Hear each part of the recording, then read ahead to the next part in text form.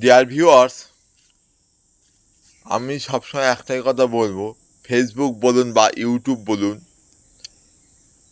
সবসময় তাদেরকে ভালোবাসবেন। আপনারা একবার তাদের ভালোবেসে দেখবেন, তারা তাদের যতটা সময় আপনি ভালোবাসেন তার চেয়ে 3 গুণ আপনাকে ভালোবাসবে। আর মাঝে মাঝে একটু বেরিয়ে আসবেন। নেক্সট আমি 2-1 দিনের ভিতরে আমি এক জায়গায় বেরিয়ে আসবো, তাই আমি আপনাদের সাথে এই শেয়ারটা আমি আপনার না করে আমি থাকতে পারলাম না। তাই বলছি, একটু বেরিয়েও আসবেন। তা থেকে এই যে বেড়ানো মানেটা কী জানেন, আপনার মনও ভালো থাকবে।